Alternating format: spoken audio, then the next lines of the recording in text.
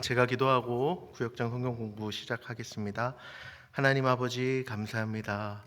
우리 구역장님들 함께 모여 또 구역 모임을 준비하며 말씀을 배울 수 있도록 은혜 주시니 감사합니다. 성령께서 이 시간 우리를 깨닫게 하여 주시고 눈과 귀를 열어주셔서 주의 법에 기이한 것을 깊이 깨달아 하는 복된 시간 되게 하여 주옵소서.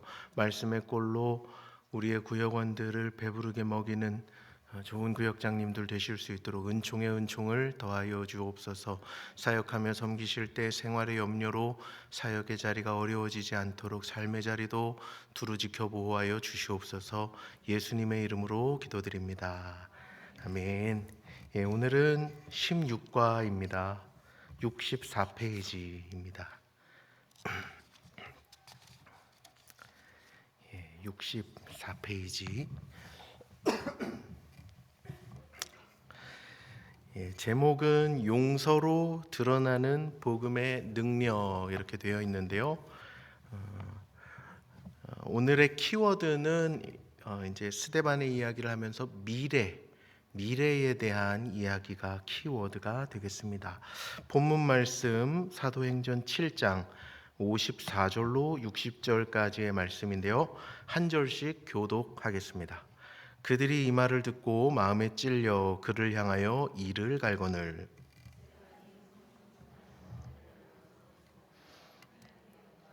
및 예수께서 말하되 보라 하늘이 열리고 인자가 하나님 우편에 서신 것을 보노라 한데 달려들어 성 밖으로 내치고 돌로 칠세 증인들이 옷을 벗어 사울이라 하는 청년의 발 앞에 두니라. 그들이 돌로 스데반을 치니 스데반이 부르짖어 이르되 주 예수여 내 영혼을 받으시옵소서 하고 함께 읽습니다. 무릎을 꿇고 크게 불러 이르되 주여 이 죄를 그들에게 돌리지 마옵소서 이 말을 하고 자니라. 아멘. 이는 하나님의 말씀입니다. 오늘 이야기는 이제 스데반 집사님의 순교하는 장면이죠. 배경 지식으로 여러분들께서 알아두시면 좋은 게 이 성경 이야기의 대표적인 교회 두 교회가 있습니다. 사도행전 앞부분에 등장하는 이 교회는 예루살렘 교회입니다. 예루살렘 교회에는 7 집사님들이 계셨고 거기엔 특별히 오늘 순교하는 스데반 집사님이 계셨고요. 사도행전 12장부터 등장하는 안디옥 교회가 있었습니다. 근데 이 두 교회가 차이점이 있는데 둘 다 선교하는 교회였는데 예루살렘 교회는 선교가 능동적이지 못하고 수동적이었습니다.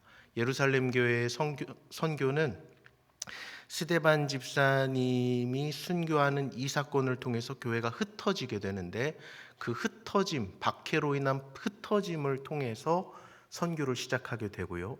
안디옥 교회는 그런가 하면 바울과 바나바가 섬기던 교회였는데 지도자들을 안수해서 평안히 교회가 섬기고 있을 때 평안히 교회가 이렇게 잘 진행되고 있을 때 능동적으로 선교의 사명을 감당했던 교회라고 할 수 있습니다. 그 두 교회 중에서 이 스데반 집사님의 섬기던 교회는 예루살렘 교회, 그리고 이 스데반 집사님의 박해 사건은 곧 초대교회의 선교의 무브먼트의 첫 시작의 발걸음이 되기도 합니다. 자, 오늘 본문 말씀을 좀 살펴보면서 오늘 교재를 따라가면서 공부를 하고 또 마지막에는 이제 대지 세 번째를 붙여서 설명을 드리겠습니다. 첫 번째 오른쪽 페이지 1번 한번 분홍색 글씨 읽어보겠습니다. 시작. 지금 나의 태도가 나의 미래와 후대의 삶을 결정합니다. 제가 오늘 키워드가 미래라고 했습니다. 스데반 집사님의 이 순교하는 사건을 통해서 미래에 대한 이야기를 좀 해보려고 하는데 그 본문의 미래 동그라미 한번 쳐보겠습니다. 그리고 후대의 삶도 좀 동그라미를 쳐보고요. 그 옆에 이제 그 51절부터 54절까지 말씀이 나와 있는데 우리 사도행전 말씀 한번 펴서 51절부터 54절까지 한번 읽어보겠습니다. 사도행전 7장 책에는 안 나오니까요. 51절부터 54절까지 찾으셨으면 함께 큰 소리로 읽습니다. 시작. 목이 곧고 마음과 귀에 할례를 받지 못한 사람들아, 너희도 너희 조상과 같이 항상 성령을 거스르는도다. 너희 조상들이 선지자들의 중에 누구를 박해하지 아니하였느냐? 의인이 오시리라 예고한 자들을 그들이 죽였고, 이제 너희는 그 의인을 잡아준 자요 살인한 자가 되나니, 너희는 천사가 전한 율법을 받고도 지키지 아니하였도다 하니라. 그들이 이 말을 듣고 마음에 찔려 그를 향하여 이를 갈거늘. 자, 지금 스데반 집사님이 설교를 하시는데 무슨 설교를 하시냐면 조상들, 유대인들의 조상들의 죄를 꾸짖는 설교를 합니다. 그러니까 이 유대인들을 향해서 너희가 잡아 죽인 나사렛 예수 그리스도가 그리스도니라 증언을 하는데, 너희들이 예수님을 잡아 죽인 그 죄악은 너희 당대의 죄악일 뿐만 아니라 조상들로부터 내려오는 죄악들이었다고 이렇게 이야기를 하는 거죠. 그러니까 이 백성들이, 지금 현 세대를 살아가는 이스라엘 사람들이 얼굴도 알지 못하는, 어쩌면 이름도 들어본 적이 없는 수백 년 전에 살았던 우리 조상들의 죄가 열매를 맺고 여전히 우리 가운데 전승되고 있다는 이야기를 스데반이 거침없이 한 겁니다. 그러니까 이를 갈고 분노하는 마음이 생기게 되었죠. 그래서 오늘 본문, 오늘 그 성경책, 교재, 죄송합니다, 빨간 글씨에 지금 우리의 태도가 나의 미래를 결정할 뿐만 아니라 우리 후대의 삶까지도 결정한다고 이야기하는 거예요. 이거는 좀 구분할 필요가 있는데요, 가계에 흐르는 저주 이런 얘기를 하는 건 아닙니다. 우리는 그리스도 안에서 자유케 되어졌기 때문에 그리스도인 가운데 흐르는 저주는 없습니다. 그렇게 말하면 틀린 말이 됩니다. 그건 아니지만 조상들로부터 켜켜이 누적되어 내려온 죄의 영향력은 분명히 있기 마련이죠. 그래서 부모가 어떤 중독이나 심각한 죄악에 빠져 있으면 또 그 모습을 그대로 보고 자란 자녀들은 그 같은 질병이나 증상에 시달리는 경우가 꽤 있습니다. 여러분 아시죠? 오늘 나의 선택이, 오늘 나의 결정이 나의 미래뿐만 아니라 나의 후손들, 내 사랑하는 자녀들, 손주들의 인생에도 영향을 미친다는 거예요. 영향을. 그 이야기를 지금 스데반 집사님이 강력하게 거침없이 하고 있는 겁니다. 여러분, 우리는 우리 삶에 있어서 시간이라는 것을 너무 소홀히 여긴다 그럴까요? 너무 하찮게 여긴다 그럴까요? 그런 경우가 많은 것 같아요. 여러분, 하다못해 집에 쓰는 주방용품을 하나 사신다 그럴 때 어떤 거 삽니까? 후기 쭉 읽어보고 사시죠.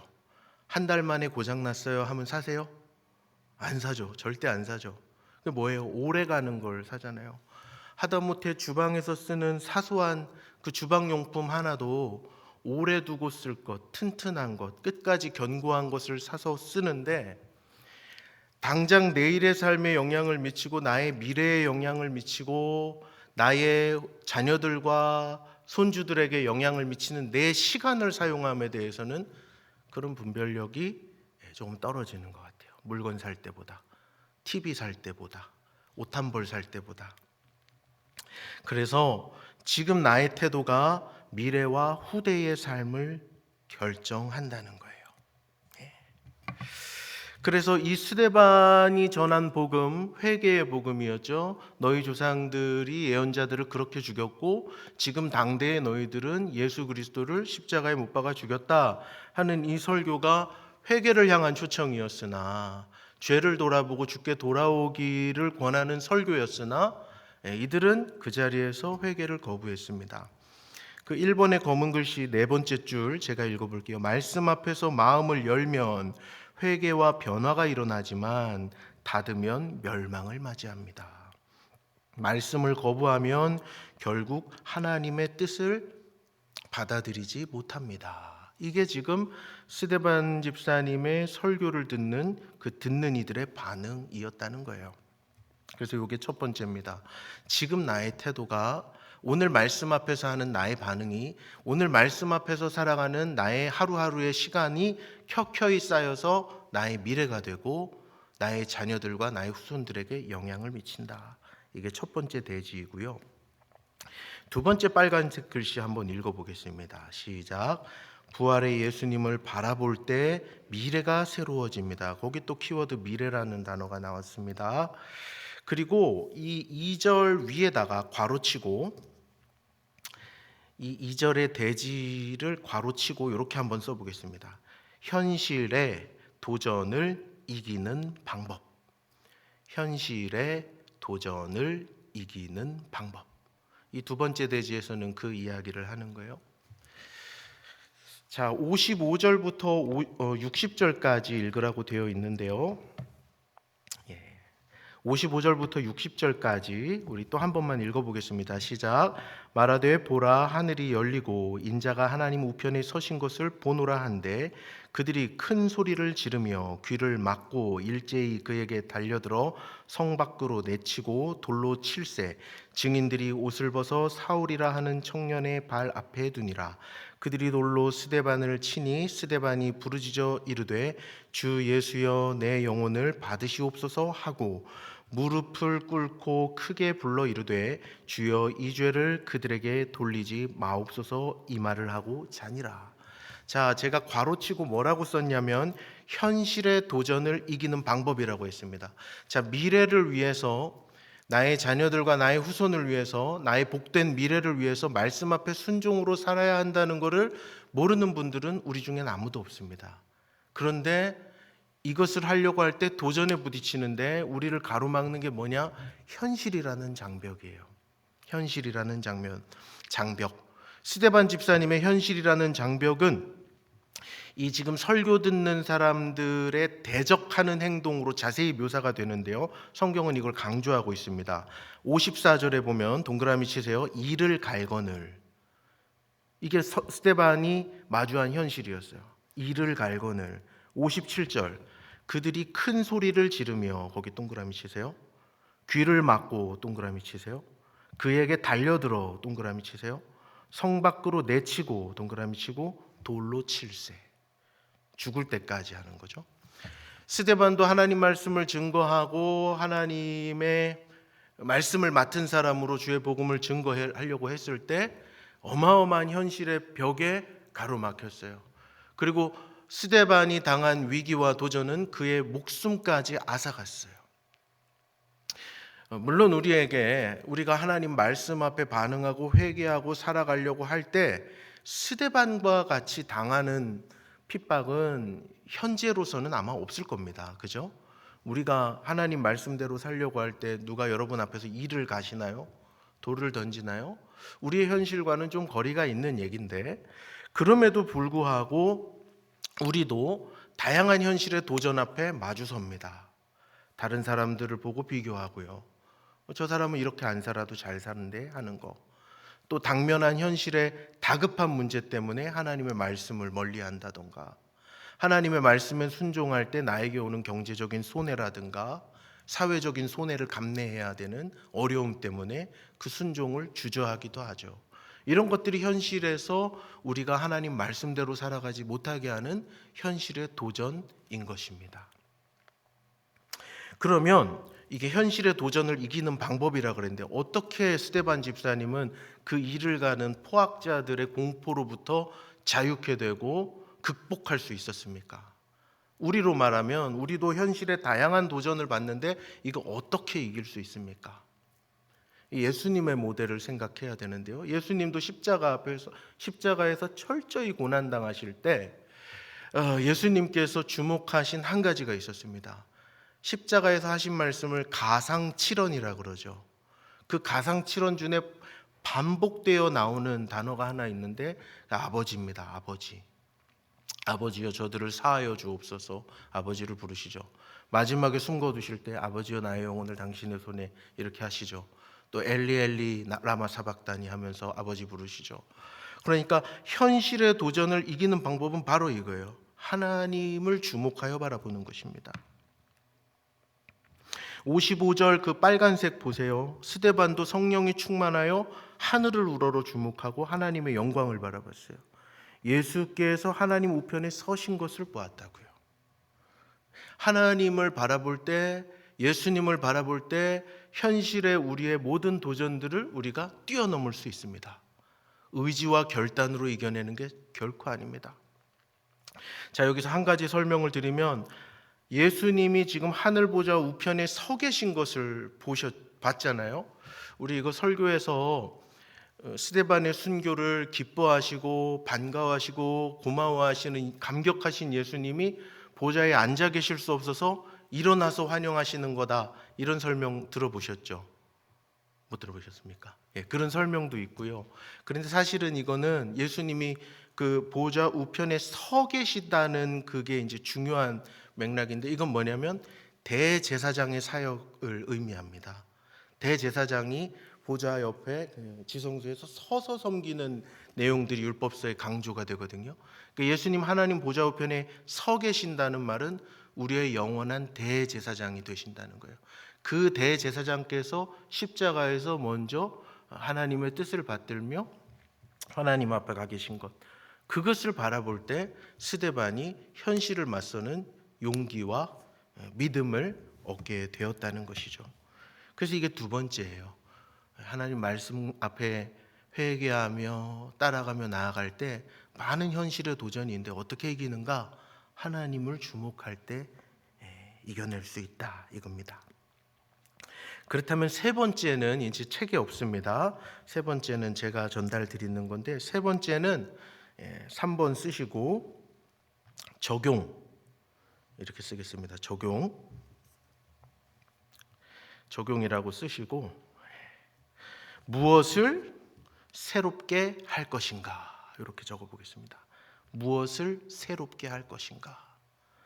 그러니까 우리가 미래와 나의 미래와 후대의 삶과 자녀들 또 손주들의 삶에 선한 영향력을 미치기 위해서 오늘 이 본문의 말씀을 근거로 우리가 새로워져야 할 부분은 무엇인가 이야기를 하고 싶습니다. 스데반 순교의 맥락이란 말이죠, 오늘 본문이. 그런데 저와 여러분의 삶에는 순교가 없어요, 그죠? 그러니까 이 문자 그대로 이 이 본문을 적용하기는 어렵고, 우리 순교자의 소리 때 소리 오셔서 그 현숙 폴리 목사님 강의하실 때 백색 순교 들어보셨어요? 백색 순교자 기억나세요? 예, 백색 순교자, 적색 순교자도 있고 한데, 백색 순교자는 뭐였습니까? 일상의 삶에서 순교자의 결단으로 믿음을 지키는 사람들이 백색 순교자라 그랬어요. 세상의 문화가 흘러가는 대로 살지 아니하고, 세상 사람들을 사는 대로 살지 아니하고, 비록 나에게 물리적인 핍박과 박해는 없다 하더라도 하나님 앞에서 내 일상의 삶을 순교자의 마음으로 살아가는 것, 그것이 백색 순교자인데 저와 여러분이 백색 순교자가 돼야 합니다. 구체적으로 두 가지 도전을 드립니다. 여러분, 미국 사람들이 많이 하는 말 중에 이런 말이 있대요. You become what you eat. 뭔 말이냐면 당신은 곧 당신이 먹은 것이 된다라는 뜻이에요. 당신이 먹는 대로 당신이 이렇게 형성된다는 뜻이거든요. 우리의 육체는 우리가 먹는 대로 형성이 됩니다. 그럼 우리의 속사람은요? 우리의 영혼은 뭘로 형성이 될까요? 적으세요. 듣는 것과 보는 것입니다. 듣는 것과 보는 것으로 우리의 영혼은 형성돼요. 듣는 것과 보는 것입니다. 스데반처럼 하나님 나라의 영광을 위하여 하나님 말씀 앞에서 헌신하고 순교자적인 각오로 이 땅을 살아내고자 할 때 우리가 새롭게 해야 될 것은 무엇인가? 제가 도전을 드리는 거예요. 두 가지. 보는 것과 듣는 것입니다. 보는 것과 듣는 것. 순교자와 같이 보는 것과 듣는 것을 통제하고 다스리는 거예요. 선한 것을 보십시오. 하나님 말씀을 많이 보시고요. 듣는 것도 이상한 얘기를 많이 듣지 마시고 선한 것을 들으십시오. 그게 우리의 영혼을 형성합니다. 여러분 요즘 뭘 보고 사시나요? 무슨 드라마 보고 사세요? 하나님 나라에 합당한 것이 아니라면 그런 것도 보지 마시고 듣지도 마시고 보는 것과 듣는 것으로 우리의 영혼을 살찌우면서 일상의 백색 순교자의 삶을 스데반 집사님과 같이 살아가시기를 축복합니다. 66페이지 한 장 넘겨서 결단과 기도로 마치겠습니다. 시작. 주님, 말씀을 통해 부활하신 예수님을 바라보길 원합니다. 또한 주님의 부활이 나의 부활이 되기를 원합니다. 진실하게 마음을 열어서 회개하고 기뻐하시는 모습으로 살기를 원합니다. 예수님만 바라보며 이웃을 사랑하고 용서하여 새로운 미래를 향해 나아가게 하옵소서. 예수님의 이름으로 기도합니다. 아멘. 수고하셨습니다.